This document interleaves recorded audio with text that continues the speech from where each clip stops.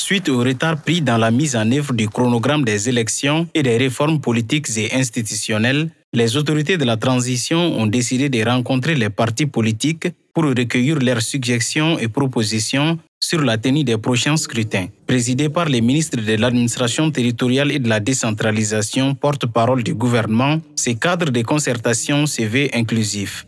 Il n'est nul besoin de rappeler que le décalage de 3 mois de la date initiale du référendum a eu un impact sur tout le reste du chronogramme des élections.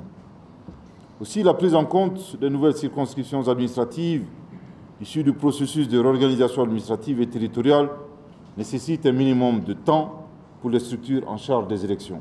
Il était donc important, au regard de ces considérations, que le gouvernement vous consulte à nouveau afin de recueillir vos observations et avis pour convenir de façon consensuelle à un réajustement du chronogramme des élections. Nous sommes là pour prendre en compte vos avis, prendre en compte vos suggestions. Et l'intérêt général, j'ai eu l'habitude de le dire, l'intérêt général n'est pas la somme des intérêts partisans. Dans le suivi du chronogramme des élections, le gouvernement avait saisi les présidents des partis politiques en date du 25 juillet en vue de recueillir leurs avis. Sur les 291 partis consultés, 81 ont fait des propositions. On note 5 principales tendances. Entre autres, proroger les délais de la transition de 3 à 18 mois, organiser les élections conformément au chronogramme, tenir la présidentielle en février 2024 comme indiqué dans le chronogramme et coupler les autres élections.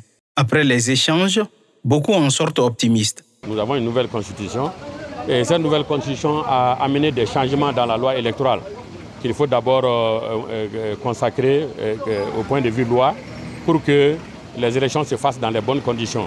Il y a la création du Sénat qui n'est pas prévue par l'ancienne loi électorale.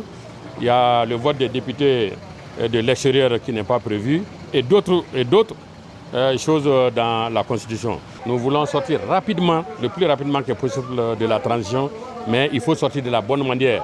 Nous faisons partie de ce lot qui a demandé de tenir d'abord les élections présidentielles. Et même si le gouvernement, pour des raisons techniques, accédait à certaines propositions d'autres partis qui ont demandé de prolonger même l'élection présidentielle de 3 mois pour récupérer les temps perdus, l'AREMA ne sera pas contre. La prochaine étape est la consultation des organisations de la société civile. Mais le dernier mot revient au président de la transition, a rappelé le colonel Abdoulaye Maïga.